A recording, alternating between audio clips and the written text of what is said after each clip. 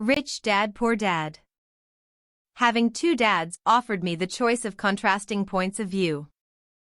One of a rich man and one of a poor man.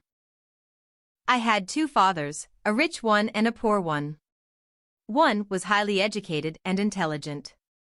He had a PhD and completed 4 years of undergraduate work in less than 2 years. He then went on to Stanford University, the University of Chicago, and Northwestern University to do his advanced studies, all on full financial scholarships. The other father never finished the 8th grade. Both men were successful in their careers, working hard all their lives. Both earned substantial incomes. Yet one always struggled financially. The other would become one of the richest men in Hawaii. One died leaving tens of millions of dollars to his family, charities, and his church. The other left bills to be paid. Both men were strong, charismatic, and influential. Both men offered me advice, but they did not advise the same things. Both men believed strongly in education but did not recommend the same course of study. If I had had only one dad, I would have had to accept or reject his advice. Having two dads offered me the choice of contrasting points of view, one of a rich man and one of a poor man. Instead of simply accepting or rejecting one or the other, I found myself thinking more, comparing, and then choosing for myself. The problem was that the rich man was not rich yet, and the poor man was not yet poor. Both were just starting out on their careers, and both were struggling with money and families. But they had very different points of view about money. For example, one dad would say, "The love of money is the root of all evil." The other said, "The lack of money is the root of all evil." As a young boy, having two strong fathers both influencing me was difficult. I wanted to be a good son and listen, but the two fathers did not say the same things. The contrast in their points of view, particularly about money, was so extreme that I grew curious and intrigued. I began to start thinking for long periods of time about what each was saying. Much of my private time was spent reflecting, asking myself questions such as, "Why does he say that?" and then asking the same question of the other dad's statement.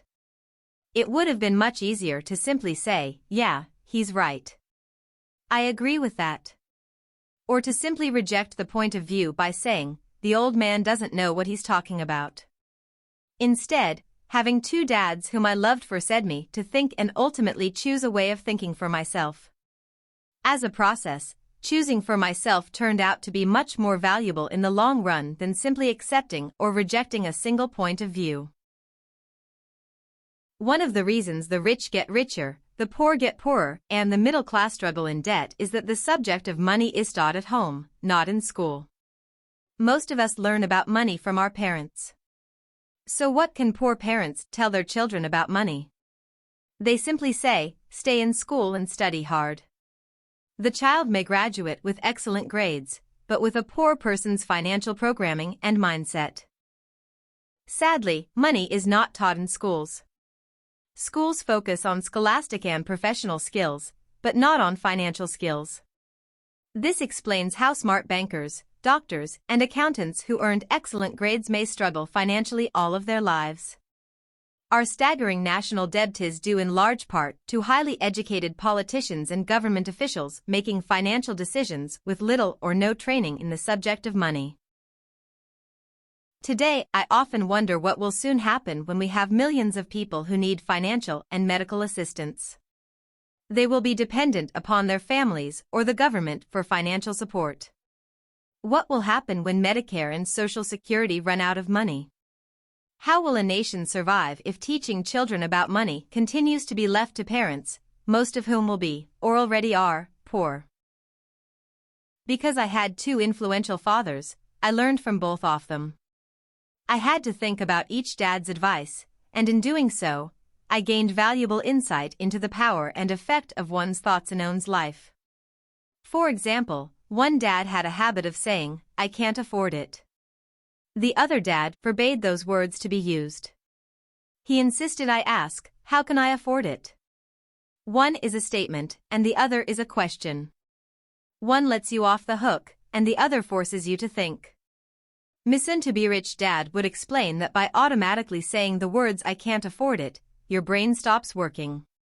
By asking the question "How can I afford it?" your brain is put to work. He did not mean that you should buy everything you want. He was fanatical about exercising your mind, the most powerful computer in the world. He'd say, "My brain gets stronger every day because I exercise it. The stronger it gets, the more money I can make." He believed that automatically saying "I can't afford it" was a sign of mental laziness. Although both dads worked hard, I noticed that one dad had a habit of putting his brain to sleep when it came to finances, and the other had a habit of exercising his brain.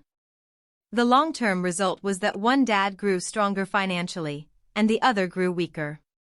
It is not much different from a person who goes to the gym to exercise on a regular basis versus someone who sits on the couch watching television. Proper physical exercise increases your chances for health, and proper mental exercise increases your chances for wealth.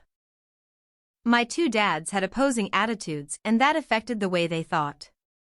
One dad thought that the rich should pay more in taxes to take care of those less fortunate. The other said, "Taxes punish those who produce and reward those who don't produce." One dad recommended, "Study hard so you can find a good company to work for."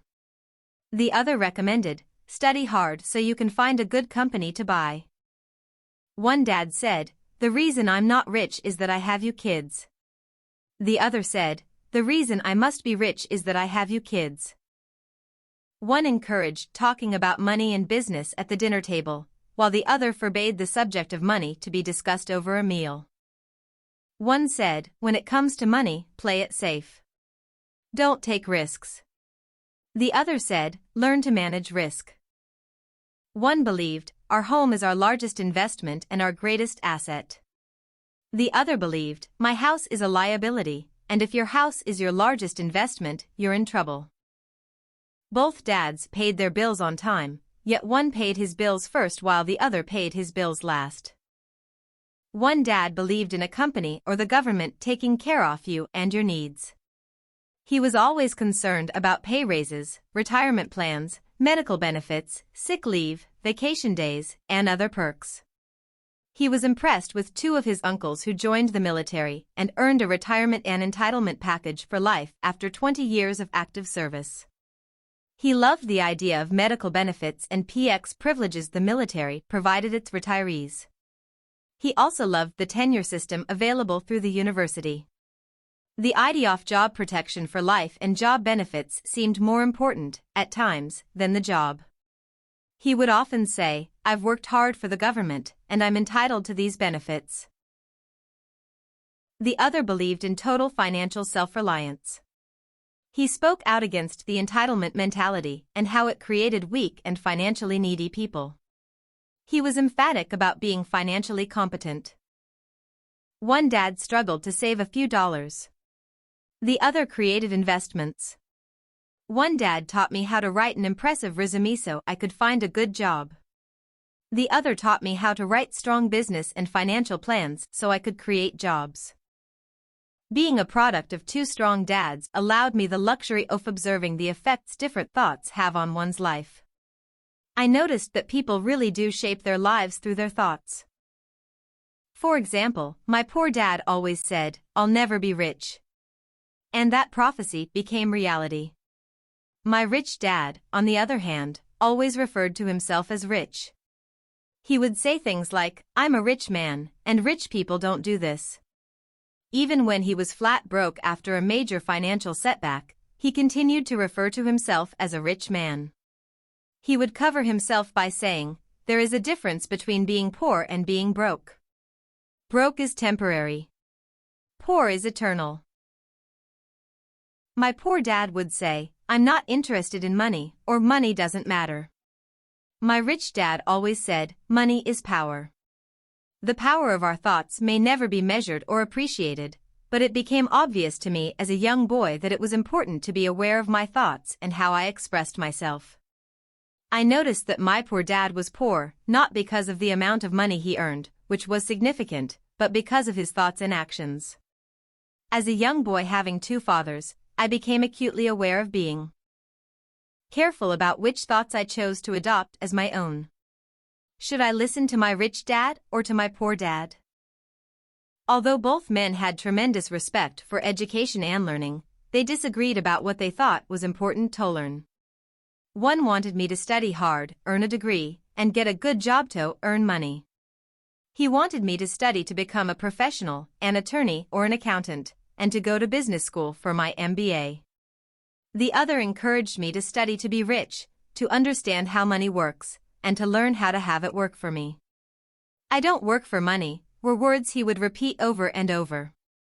"Money works for me." At the age of 9, I decided to listen to and learn from my rich dad about money. In doing so, I chose not to listen to my poor dad, even though he was the one with all the college degrees.